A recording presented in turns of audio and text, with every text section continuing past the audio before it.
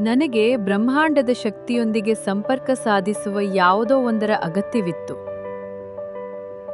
ನನ್ನನ್ನು ಆಧ್ಯಾತ್ಮದತ್ತ ಸೆಳೆದ ಮೊದಲ ವಿಷಯವೇ ಇದು. ಒಂದೇ ಸಮಯದಲ್ಲಿ ಅನೇಕ ಜನರೊಂದಿಗೆ ಧ್ಯಾನ ಮಾಡುವ ಅನುಭವವನ್ನ ಬೇರೆ ಯಾವ ಸ್ಥಳದಲ್ಲೂ ಅನುಭವಿಸಲು ಸಾಧ್ಯವಿಲ್ಲ. ಅದು ನಿಮ್ಮೊಳಗಿನ ಶಕ್ತಿಯನ್ನು ಮತ್ತೆ ತುಂಬಿ ದಿನನಿತ್ಯದ ಜೀವನವನ್ನು ಇನ್ನಷ್ಟು ಸಮರ್ಥವಾಗಿ ಎದುರಿಸಲು ನಿಮಗೆ ನೆರವಾಗುತ್ತದೆ. ನಿಮ್ಮ ಆಧ್ಯಾತ್ಮಿಕ ವಿಕಸನದಲ್ಲಿ ದೊಡ್ಡ ಮಟ್ಟದ ಬೆಳವಣಿಗೆಯನ್ನು ಕಾಣಲು ಇದು ಅತ್ಯುತ್ತಮ ಸಮಯ. ಜೀವನದಲ್ಲಿ ಇದಕ್ಕಿಂತ ಶ್ರೇಷ್ಠವಾದದ್ದು ಬೇರೇನೂ ಇಲ್ಲ. ಇದು ನಿಜಕ್ಕೂ ಅದ್ಭುತ. ಬಹಳಷ್ಟು ಜನರು ಒಟ್ಟಾಗಿ ಕುಳಿತು ಧ್ಯಾನ ಮಾಡಿದಾಗ ಅದು ಸುತ್ತಲೂ ಸಕಾರಾತ್ಮಕ ಅಲೆಗಳನ್ನು ಸೃಷ್ಟಿಸುತ್ತದೆ ಎಂದು ನನಗೆ ಅನಿಸುತ್ತದೆ.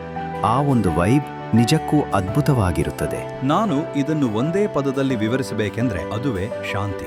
ಈ ವಿಶ್ವ ಧ್ಯಾನ ದಿನದಂದು ಮಾನವೀಯತೆಯು ಪ್ರೀತಿ ಮತ್ತು ಹಂಚಿಕೆಯ ಉದ್ದೇಶದೊಂದಿಗೆ ಒಂದಾದಾಗ ಪವಾಡಗಳು ಸಂಭವಿಸುವುದು ಅನಿವಾರ್ಯ ಎಂಬುದನ್ನು ಮತ್ತೊಮ್ಮೆ ಸಾಬೀತುಪಡಿಸೋಣ.